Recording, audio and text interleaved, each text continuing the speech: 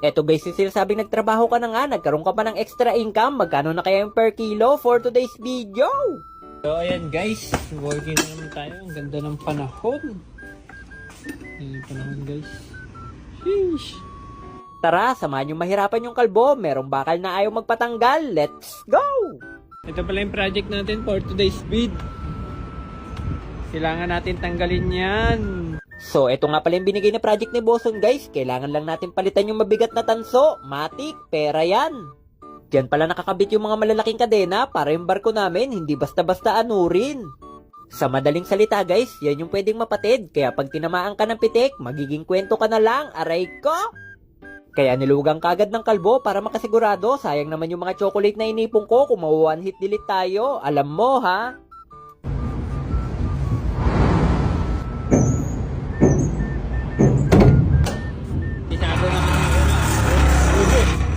Pag nakarinig kayo ng mga ganun tunog, lumayo na lang kayo kagad para sigurado. Dahil ligtas na yung kapaligiran, simulan na natin baklasin.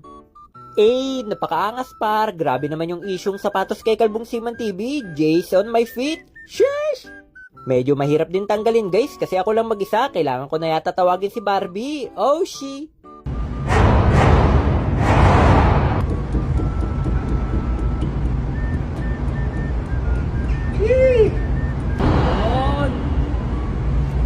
Guys.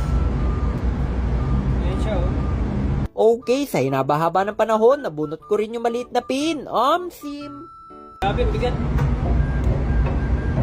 Tapos, ito naman yung sinunod ko guys, yung pwede natin pagkakitaan, yung tanso. Guys, tanso to. Tanso yan, mga 5 kilo. 5 kilo na to. Pumunta na kagad ako sa workshop para maghanap ng kapalit kasama yung rod. Oh no!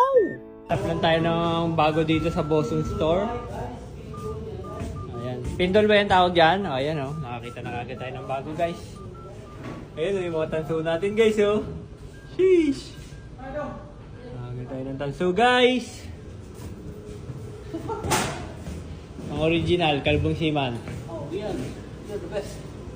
Bali yung luma guys, diretsong junk shop na yan. Tapos ito naman yung pinalit, ang kinis! Ganun lang kabilis guys, pwede nang ibalik. Meron kagad 5 kilong ipong tanso. Alright!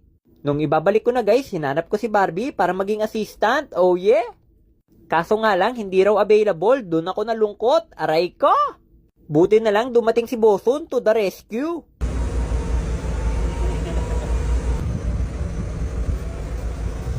Ayos, napadali yung trabaho. Pinapahiran ko na lang ng grasa guys para madulas. Tapos